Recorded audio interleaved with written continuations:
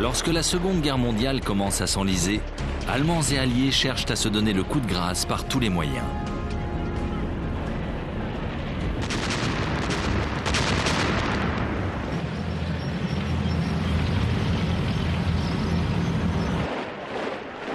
Adolf Hitler doit faire face à un problème majeur. Sa stratégie de guerre éclair convient aux opérations terrestres, mais pas à l'attaque d'une île comme la Grande-Bretagne. Il ne lui reste qu'une solution, couper les voies de ravitaillement de son ennemi. Cela se traduit par la construction de plus de navires de guerre et de sous-marins.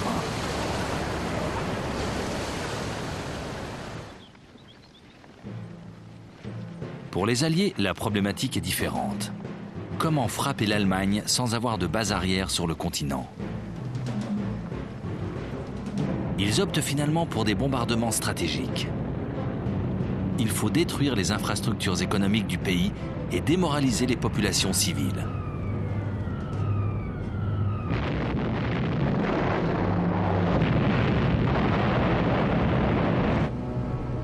Si les deux adversaires ne font pas les mêmes choix tactiques, ils se rejoignent cependant sur un point: épargner la vie de leurs soldats et mettre un terme à la guerre aussi vite que possible.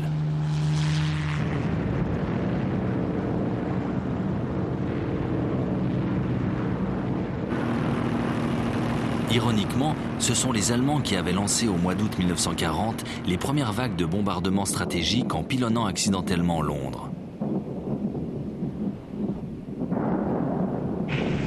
La Royal Air Force avait immédiatement riposté en lâchant ses bombes sur Berlin.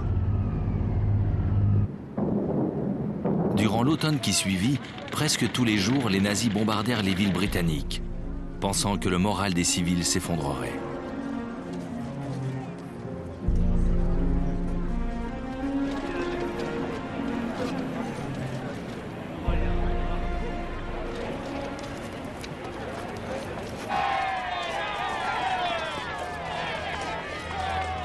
À l'été 1941, lorsque l'aviation allemande rejoint le front russe, ces attaques répétées n'ont toujours pas porté leurs fruits.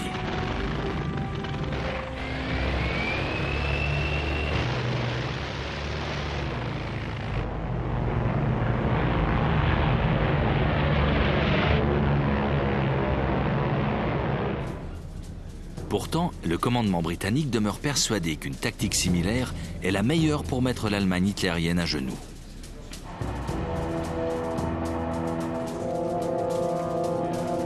Au début de l'année 1941, la Royal Air Force a justement été dotée d'une nouvelle génération de bombardiers plus puissants.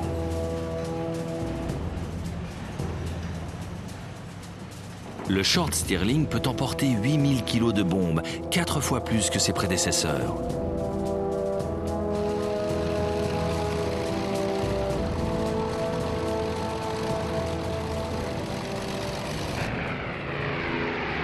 Le but initial n'est pas de faire des victimes parmi les civils, mais plutôt de détruire les usines ou de couper les voies de ravitaillement, en carburant notamment. Il faut priver l'Allemagne des moyens de mener cette guerre.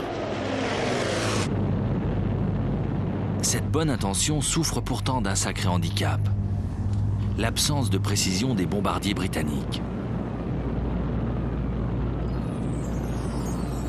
En août 1941, un rapport tenu secret révèle que 90% d'entre eux larguent leur cargaison à plus de 7 km de leur cible.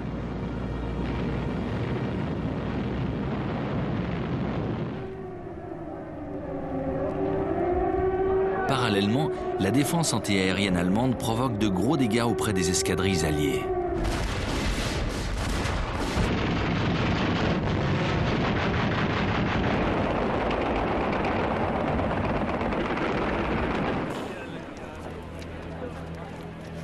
À la fin de l'année 1941, 10% des bombardiers engagés dans les raids ont été abattus. Un taux de perte impossible à justifier.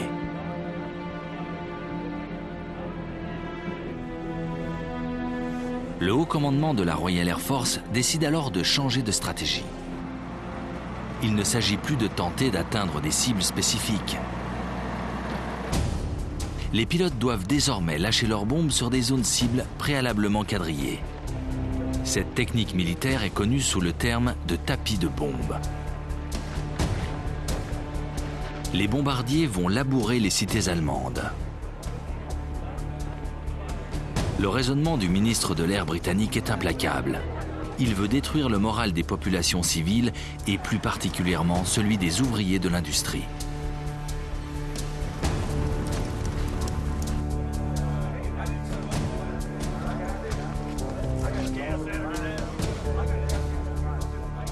C'est le maréchal Arthur Harris, surnommé le Bombardier, qui va se charger d'appliquer cette politique.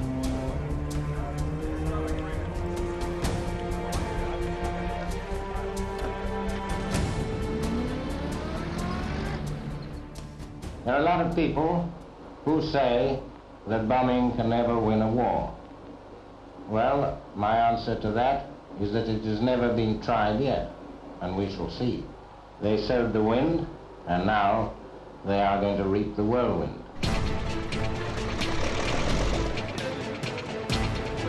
Au printemps 1942, Harris veut démontrer le bien fondé et l'efficacité de ces bombardements stratégiques.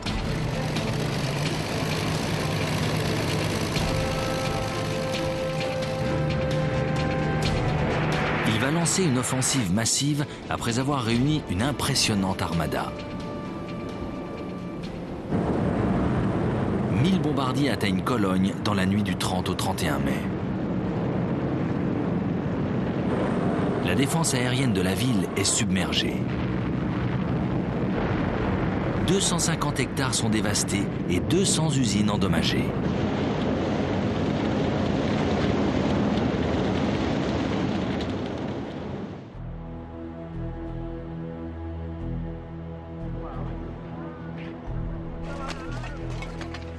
Seuls 39 avions sont abattus, soit 4% de l'effectif engagé.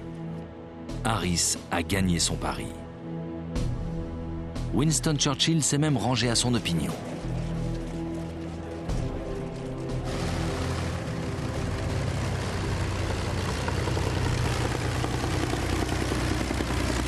Il dispose désormais d'une nouvelle arme, l'Avro Lancaster, spécialisé dans les bombardements de nuit et qui deviendra l'un des fers de lance des opérations aériennes. Harris bénéficie surtout de l'aide d'un nouveau partenaire. Pendant l'été 1942, les États-Unis ont rejoint le front occidental. Les appareils américains apparaissent sur les terrains britanniques. Il s'agit des célèbres forteresses volantes, les B-17. Équipés de 13 mitrailleuses, ils peuvent en théorie se frayer un chemin vers leur cible en plein jour et sans l'aide d'un quelconque appui aérien. Ils sont également munis d'un nouveau dispositif de visée qui doit leur permettre de larguer leurs bombes avec une précision quasiment infaillible.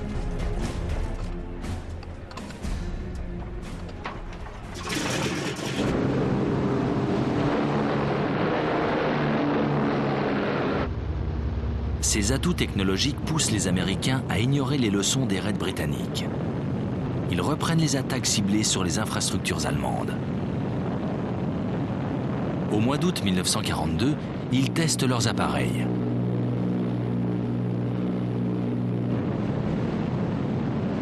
« 12 d'entre eux attaquent une gare de triage près de Rouen.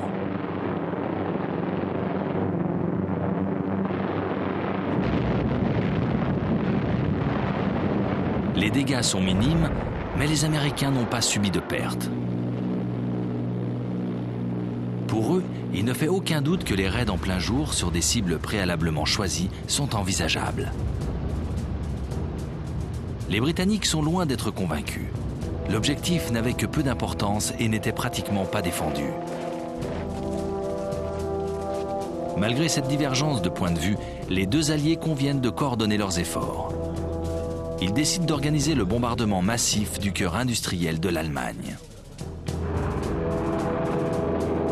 Le jour, les Américains s'en prendront à des cibles soigneusement sélectionnées. Les Britanniques agiront de nuit, déroulant leurs tapis de bombes sur de vastes périmètres. Ils tenteront ainsi de détruire les instruments de production et de casser le moral des civils. Leur objectif, semer la désolation et forcer l'Allemagne à mettre un terme à la guerre.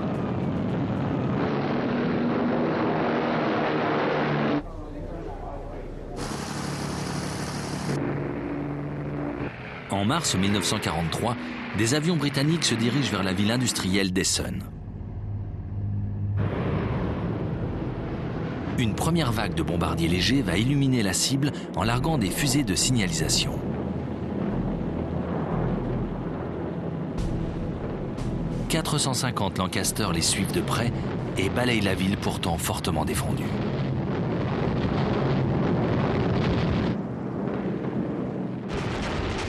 Les batteries antiaériennes allemandes sont dépassées. Seuls 14 appareils britanniques sont abattus.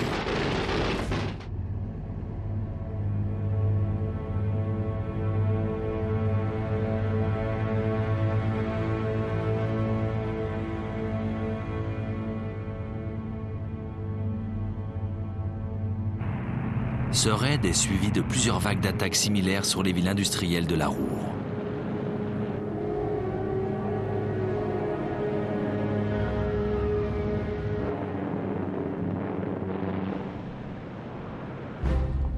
Mais les nazis renforcent leur défense. Le ciel allemand devient de moins en moins sûr.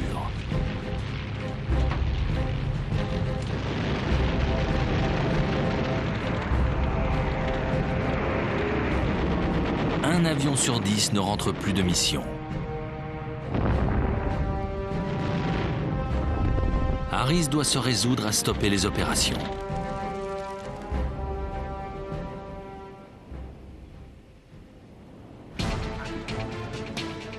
Il va au même moment profiter d'une découverte alliée connue sous le nom de Code Window. Il s'agit de lâcher dans le ciel de petites bandes d'aluminium.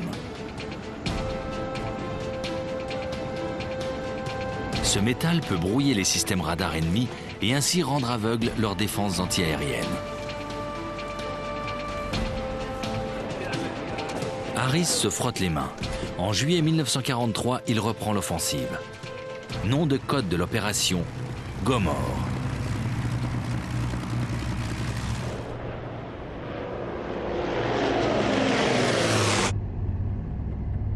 C'est la cité industrielle d'Hambourg qui sera visée.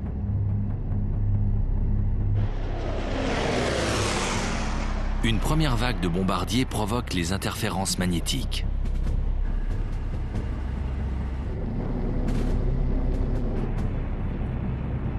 La deuxième lâche sa cargaison de bombes incendiaires.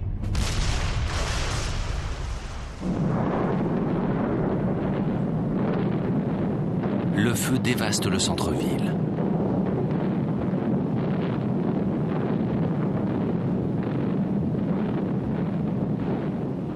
Le lendemain, on dénombre 40 000 morts. 500 000 habitants n'ont plus de foyer.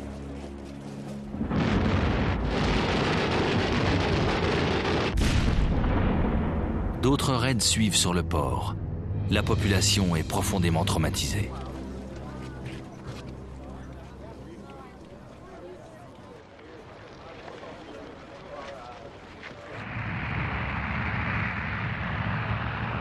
Quatre mois plus tard, à l'automne 1943, Harris lance une série de bombardements sur Berlin.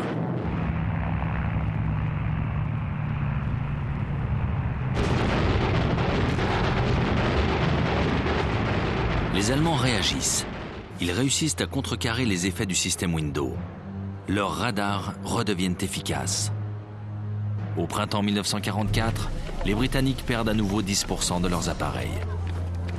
La population civile allemande ne semble toujours pas sur le point de craquer. La tactique des tapis de bombes n'a pas le résultat escompté.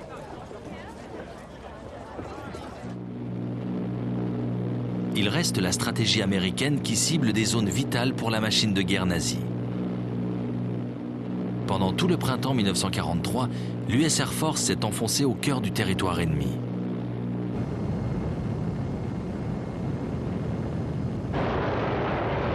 Mais le nombre des pertes grimpe. Un avion sur 15 ne rentre pas à la base.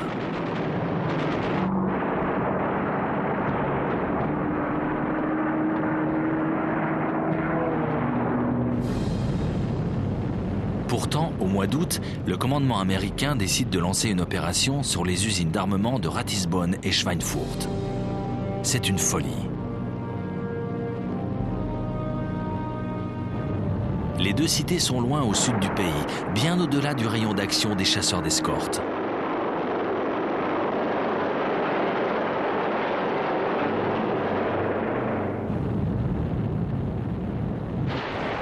Sur les 376 forteresses volantes, 60 sont abattues, dont 54 par la chasse allemande. Les stratèges américains se sont trompés. Les B-17 ne peuvent pas se défendre seuls contre l'aviation ennemie. Les campagnes de bombardement trop lointaines sont suspendues. La guerre continue sans qu'une stratégie de remplacement soit trouvée. Pourtant, une solution existe.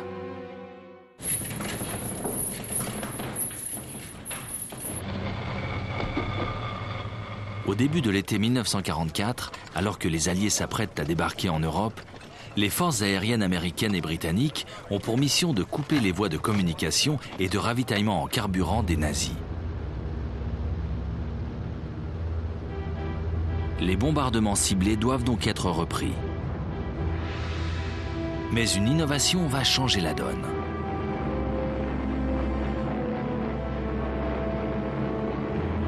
Les ingénieurs anglais ont modifié un avion de chasse américain, le Mustang P-51.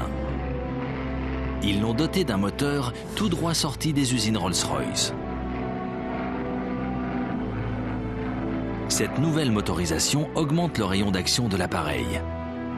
Le Mustang devient alors l'ange gardien idéal des bombardiers affectés à des missions de longue distance.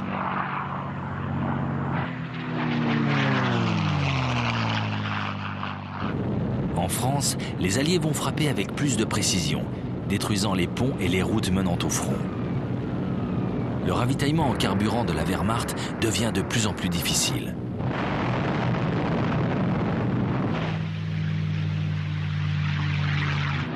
La chasse allemande contre-attaque. Mais désormais, ce sont les Mustangs qui dominent les airs. De plus, bon nombre des appareils de la Luftwaffe sont cloués au sol, faute de combustible. Si la campagne de bombardement n'a pas mis l'Allemagne à genoux, comme l'espéraient les Alliés, elle porte néanmoins ses fruits. Un homme, pourtant, n'est toujours pas satisfait. Arthur Harris, le bombardier, est toujours convaincu que seuls des bombardements massifs permettront de faire taire l'Allemagne une fois pour toutes. À la fin de l'année 1944, il remet la stratégie des tapis de bombes au goût du jour. Les villes allemandes sont dévastées les unes après les autres.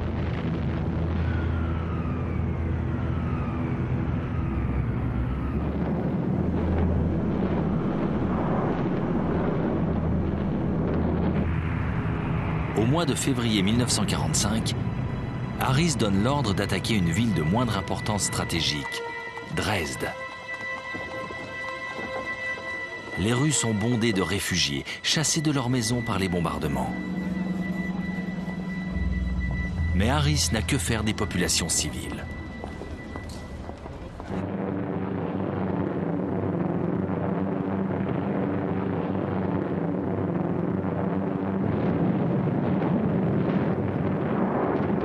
« 7000 tonnes de bombes rasent un tiers de la ville. Le nombre des victimes est encore aujourd'hui sujet à polémique. Le total varie de 25 000 à 305 000 morts. Ce bombardement meurtrier sert la propagande nazie qui diffuse abondamment les images des corps brûlés ou mutilés d'enfants. Ce raid est allé trop loin dans l'horreur. Mais le moral du peuple allemand ne faiblit pas. Dans le camp adverse, l'espérance de vie de 60% des équipages de bombardiers alliés ne dépasse pas une trentaine de missions. La tactique des bombardements massifs n'a jamais fait vaciller le régime nazi.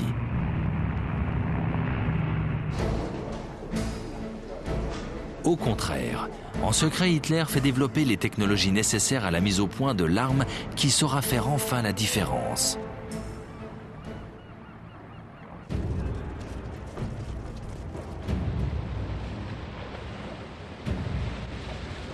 Le Führer doit atteindre l'Angleterre, affaiblir son adversaire direct beaucoup trop proche des côtes de la France occupée. Mais comment faire ? La puissance navale britannique l'empêche de manœuvrer dans la Manche. Hitler va alors engager toutes les forces navales qu'il possède pour détruire les convois. Il veut empêcher le ravitaillement en vivres et en carburant des îles britanniques.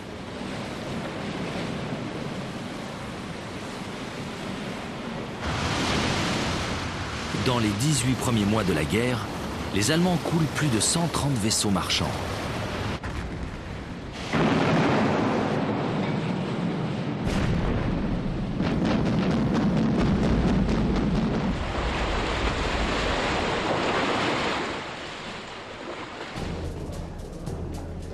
Les bâtiments nazis les plus redoutables restent les navires de poche.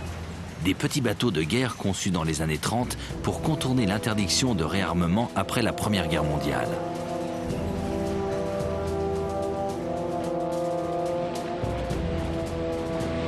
L'un d'entre eux, le Graf Spee, s'illustre particulièrement.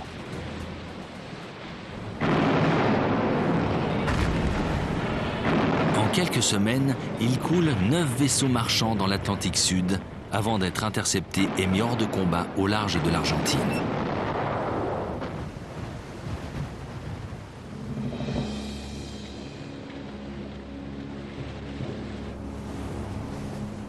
Les raids allemands font beaucoup de dégâts.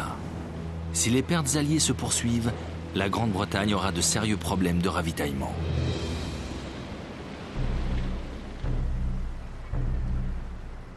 Au début du printemps 1941, les 2 plus gros cuirassés allemands appareillent.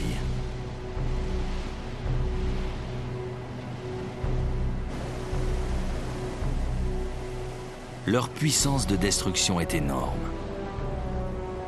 Les hommes de la Royal Navy en font des cauchemars. Le premier à se mettre en chasse est le Bismarck. En mai, un avion de reconnaissance de la Royal Air Force le repère dans le port norvégien de Bergen. Il cherche visiblement à s'infiltrer dans l'Atlantique Nord. La marine britannique se lance à sa poursuite. 2 jours plus tard, il est signalé dans l'Atlantique Nord.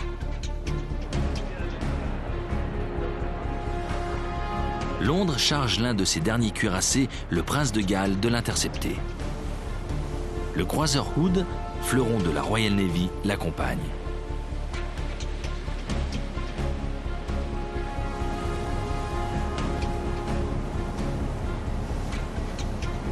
À l'aube du 24 mai, les 3 navires sont à portée de tir. C'est la première fois de la guerre que 2 cuirassés ennemis s'affrontent.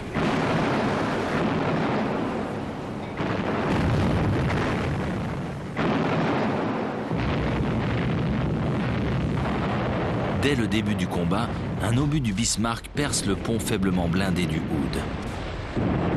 Le projectile atteint l'un des magasins de munitions. Une formidable explosion retentit. Seuls 3 membres d'équipage sur les 1419 que compte le Hood pourront être secourus. Le Prince de Galles rompt le combat. Le Bismarck, dont une soute à mazout a été touchée, se retire. C'est sur la route du port de Brest qu'il est repéré 2 jours plus tard.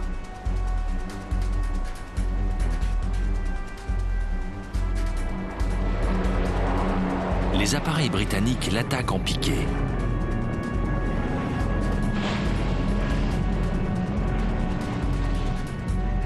Une de leurs torpilles endommage le gouvernail du Bismarck. Le jour suivant, dès l'aube, 2 cuirassés, le Rodney et le Roi George V, rattrapent le navire désemparé.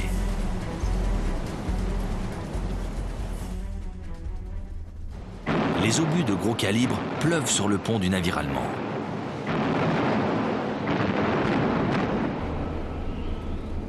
Il n'est bientôt plus qu'une épave en flammes. Finalement, une torpille l'achève.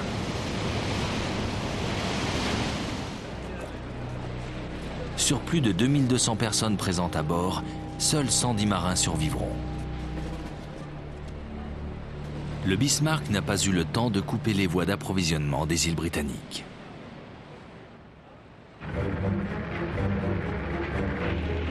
En juin 1941, l'invasion de l'Union soviétique déplace les opérations navales vers l'Est.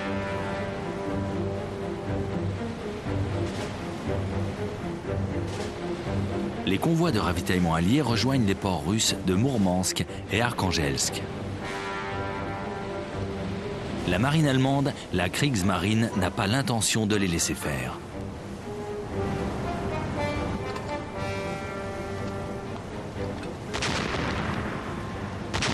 Chaque convoi est impitoyablement attaqué.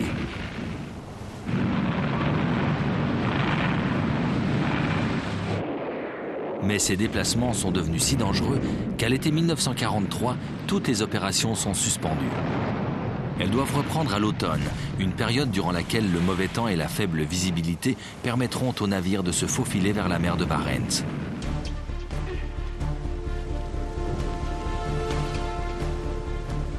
Les Britanniques profitent de cette interruption pour se mettre en chasse d'un redoutable ennemi, le Tirpitz, cuirassé jumeau du Bismarck.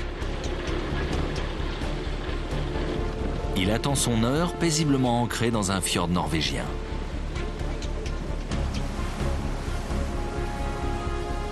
La Royal Navy est déterminée à se débarrasser de ce dangereux adversaire.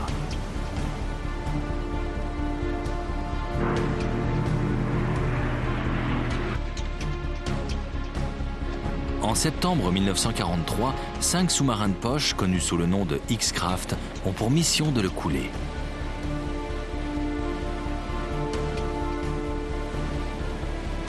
Ils l'attaquent, mais ne lui causent que de faibles dommages. Au printemps suivant, le Tirpitz menace à nouveau les convois dans la mer du Nord.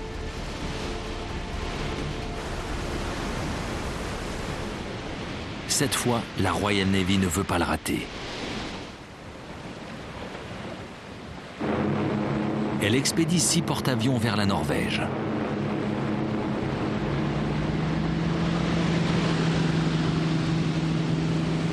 Les Allemands sont pris par surprise.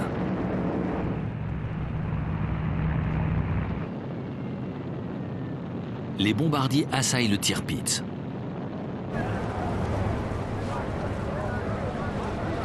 Mais les petites bombes ne font qu'égratigner le blindage du cuirassé.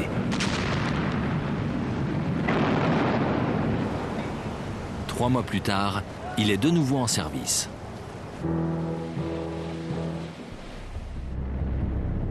Il est localisé dans un autre fjord. Des Lancaster chargés de bombes de 5 tonnes ont pour mission de le détruire.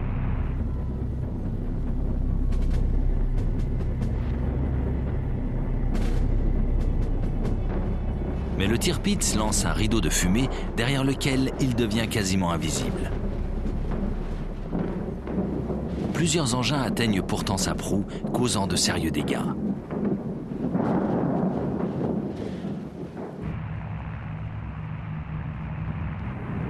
Enfin, le 12 novembre 1944, une autre escadrille de 32 bombardiers le surprend. Cette fois, les conditions sont parfaites. 3 énormes bombes frappent une réserve de munitions. Le Tirpitz chavire doucement. 971 marins sont tués. Après plus de 2 ans de course-poursuite, la Royal Navy a enfin gagné son duel.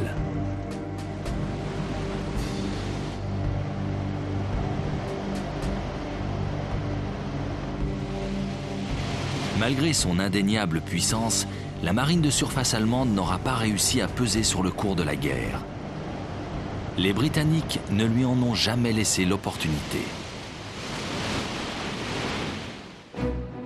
En mer, Hitler a perdu une bataille. Une partie de sa flotte est anéantie. Mais il possède encore un atout non négligeable, les sous-marins.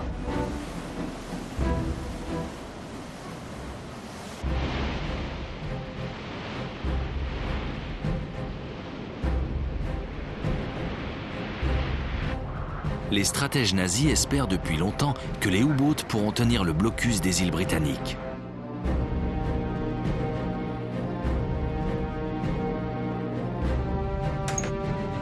Sous l'eau, ils peuvent traquer leur proie, fondre sur elle au dernier moment.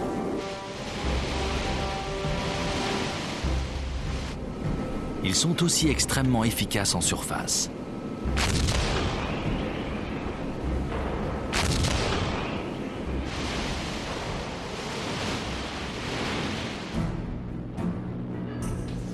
Les Britanniques décident de réunir la flotte marchande dans d'énormes convois. Le problème, c'est que les Alliés manquent de navires d'escorte.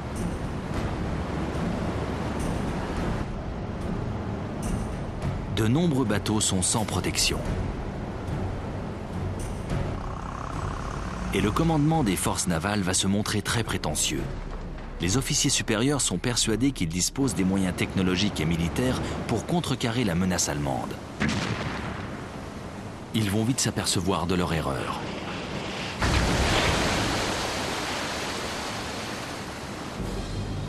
Rapidement, les routes d'approvisionnement sont coupées. Le plus souvent, les U-boats opèrent en surface, coulant leur proie à l'aide du canon situé sur leur pont.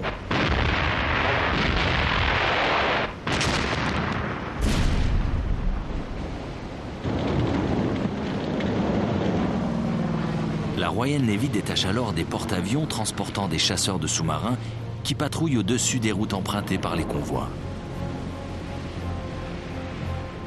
Les résultats demeurent cependant bien en dessous des attentes.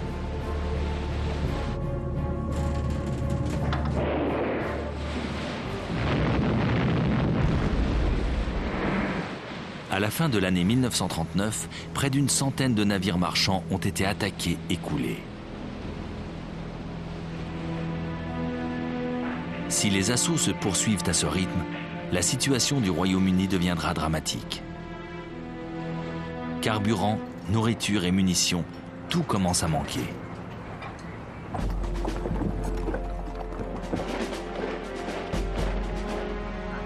Et l'avenir n'est pas rose. Car les Allemands sont installés sur les côtes françaises. Après avoir été longtemps cantonnés dans la mer du Nord, la marine de guerre allemande, la Kriegsmarine, peut se déployer sur le front atlantique. Désormais, ces forces peuvent attaquer à partir des ports français. Les nouveaux modèles de U-boats s'installent à Brest, Lorient, Saint-Nazaire, La Rochelle et Bordeaux. L'amiral Karl Dönitz les lâche dans l'Atlantique où ils chassent en meute.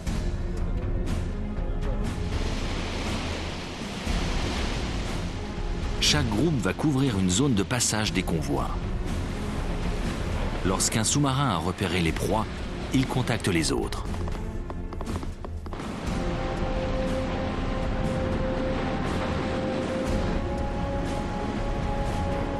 Parfois, des avions de reconnaissance guident les flottilles de submersibles vers leurs objectifs.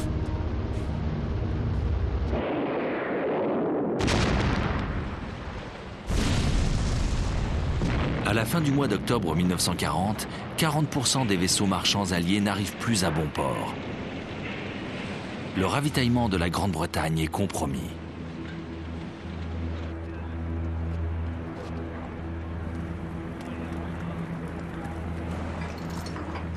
Pour les équipages des U-boats, c'est la période dite des temps heureux. Leurs chefs deviennent des héros nationaux.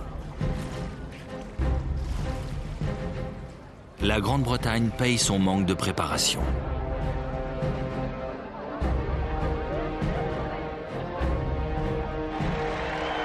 Mais finalement, une décision importante va être prise. L'amirauté britannique lance un programme de fabrication de vaisseaux anti-sous-marins. Inspirées des formes d'une baleinière, les corvettes ont l'avantage de pouvoir être construites vite et en grand nombre.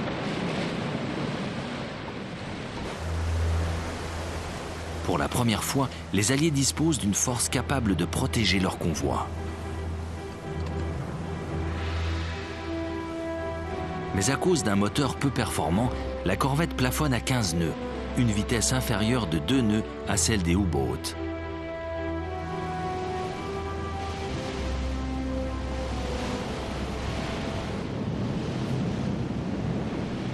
Dans le même temps, des avions de patrouille sont équipés de grenades sous-marines.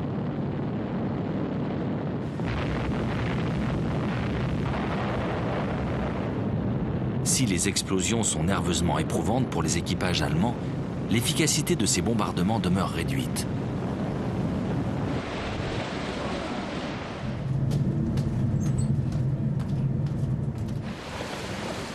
Pour obtenir des résultats probants, il faut attendre une série d'avancées technologiques.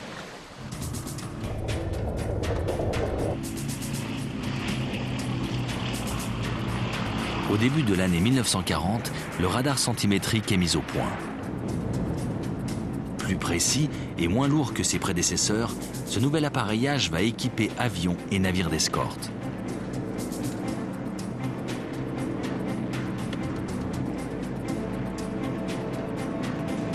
Les U-boats ont de plus en plus de mal à faire surface.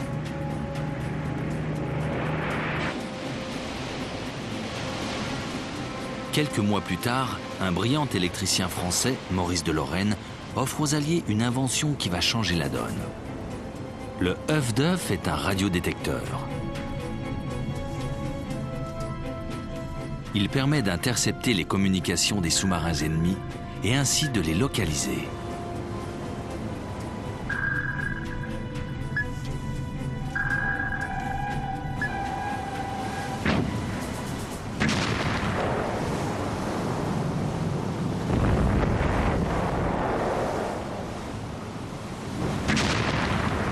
Au printemps 1941, grâce à ce nouveau système, les Britanniques parviennent à parer de nombreux raids allemands.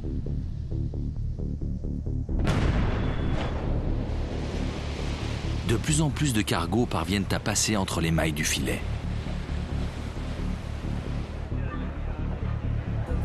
Début mars, l'un des héros de la Kriegsmarine, Günther Prien, commandant du redouté U-47, disparaît dans l'Atlantique Nord.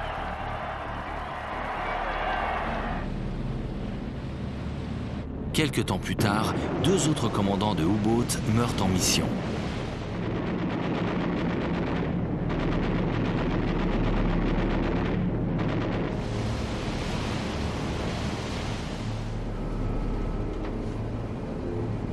Pour la marine allemande, les jours heureux sont finis, d'autant qu'un autre événement survient.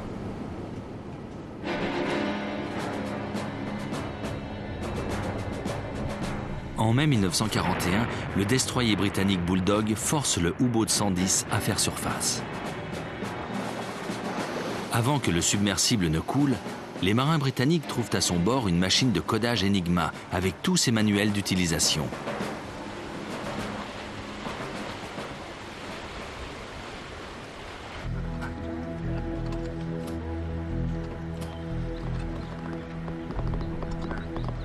Le secret sera bien gardé. Jusqu'à la fin de la guerre, les nazis ignoreront que Londres a les moyens de briser les codes de la Kriegsmarine.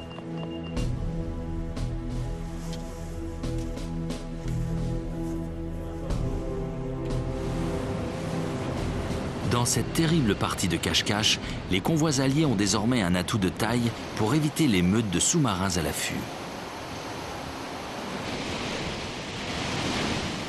Mais plusieurs dizaines de submersibles continuent de quadriller l'Atlantique Nord. Ils n'y ont jamais été aussi nombreux.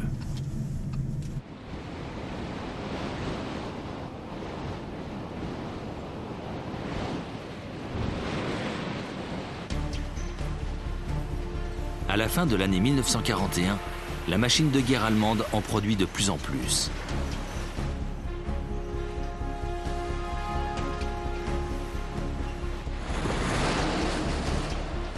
Pour la marine alliée, l'année 1942 va être la pire de toute la guerre.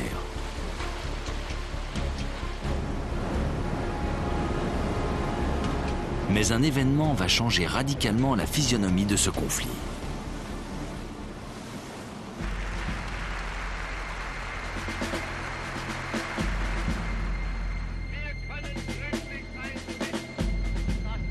En décembre 1941, Hitler déclare la guerre aux États-Unis.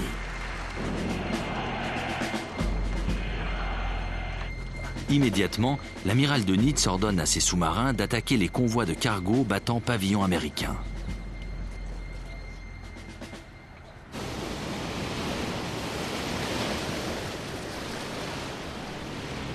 Les derniers modèles, les types 9, sont les seuls à pouvoir faire le long voyage depuis les côtes européennes.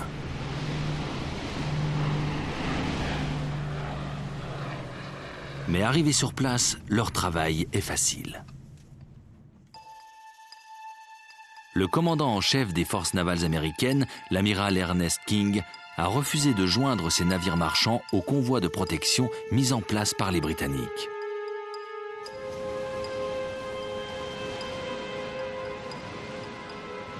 En un trimestre, 400 cargos sont coulés ou détruits.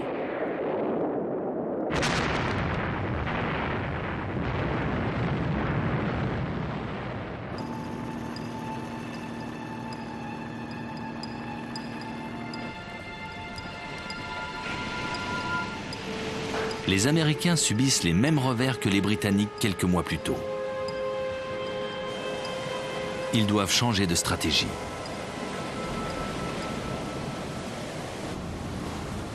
En mai 1942, l'amiral King accepte l'idée de réunir des convois plus étoffés.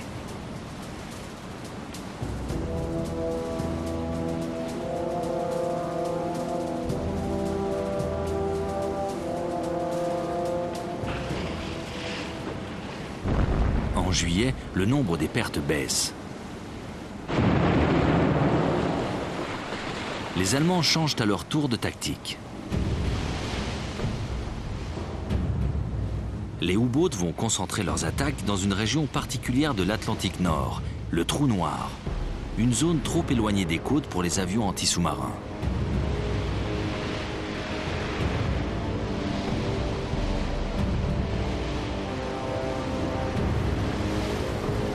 Certains convois vont y être assaillis par plus de 15 submersibles.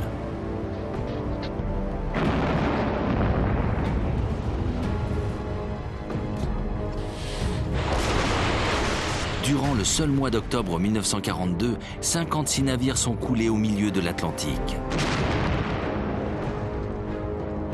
Au mois de mars 1943, les Alliés perdent 120 bâtiments.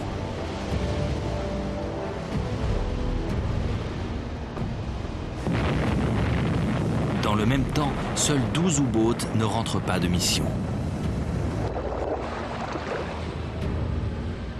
Cette fois, les routes d'approvisionnement sont assez perturbées pour que le Royaume-Uni semble près de s'effondrer. Hitler est persuadé que les U-boats vont lui faire gagner la guerre.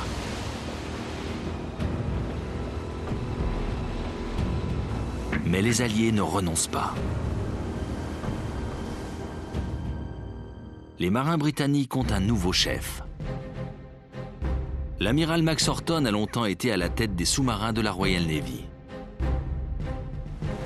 Sa première initiative est destinée à protéger les convois. Il détache une escouade de destroyers et de frégates capables d'intervenir dès qu'une meute est repérée.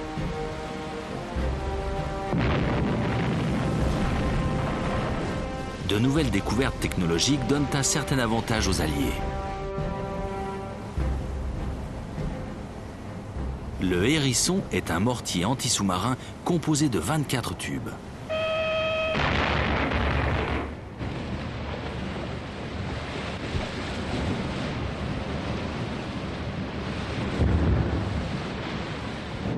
Certains bombardiers vont être équipés d'une lampe surpuissante leur permettant de chasser de nuit lorsque les sous-marins rechargent leurs batteries en surface. Son efficacité est telle que les sous-mariniers allemands préféreront faire surface de jour pour voir les avions arriver.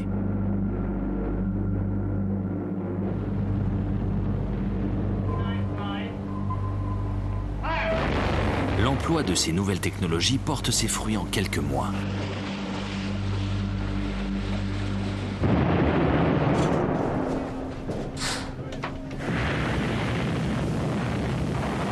Les raids des U-boats sont de moins en moins efficaces. À tel point que l'amiral Dönitz décide de reprendre l'initiative. Le 22 avril 1943, le convoi allié ONS-5, composé de 43 navires marchands et 4 escorteurs, quitte Liverpool. Il doit rallier le Canada pour y charger de l'armement. Dönitz veut frapper un grand coup. 3 meutes, plus de 43 sous-marins fondent sur le convoi.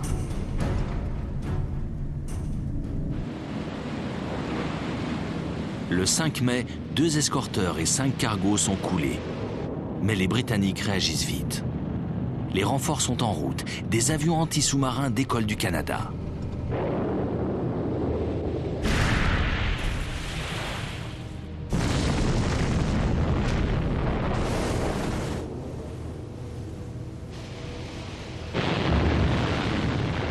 Le 6 mai, un épais brouillard enveloppe les forces alliées qui contre-attaquent.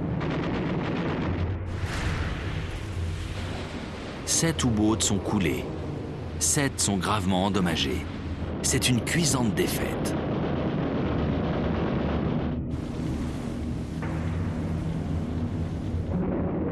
Deux semaines plus tard, Dönitz déclenche une nouvelle attaque.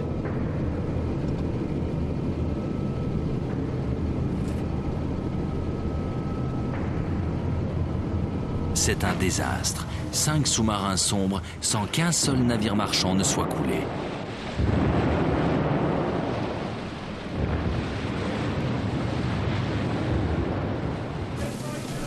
Les hommes de la Kriegsmarine vont surnommer cette période le Mai noir.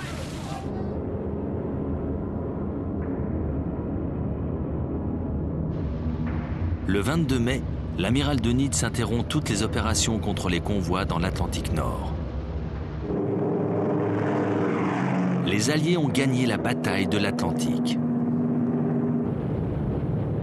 De nouveaux bombardiers américains, les B-24 Liberators, possèdent désormais l'autonomie nécessaire pour atteindre le trou noir. De leur côté, les ingénieurs allemands poursuivent leurs recherches.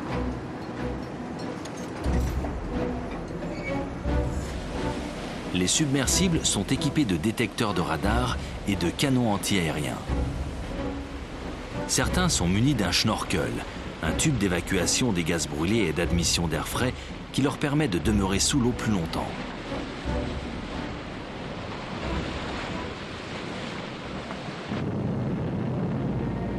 Mais dans la partie de cache-cache qui s'engage, les Alliés ont toujours l'avantage.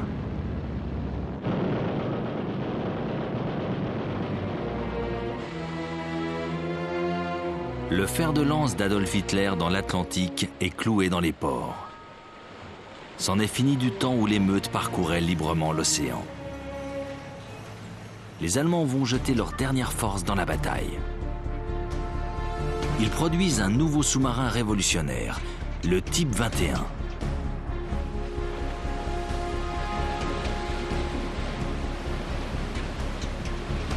Ces moteurs diesel le propulsent à 31 km/h en plongée, plus vite que certains vaisseaux de surface. Il peut rester 62 heures sous l'eau à vitesse réduite. Les premiers modèles opérationnels quitteront leur base au mois de mars 1945. Il sera déjà trop tard.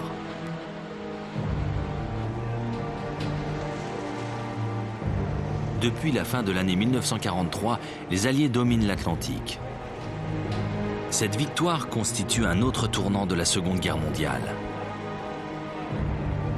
Le bilan de la bataille est terrible. 800 U-boats ont sombré. 75% des équipages de sous-mariniers allemands ont péri. De leur côté, les Alliés ont perdu 32 000 marins.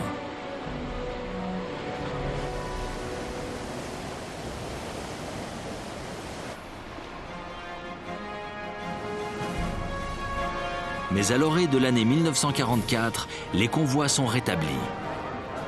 Le matériel et les hommes en provenance des États-Unis affluent au Royaume-Uni. Une autre grande bataille se prépare. La victoire dans l'Atlantique n'aura été qu'une étape avant le débarquement allié en Europe.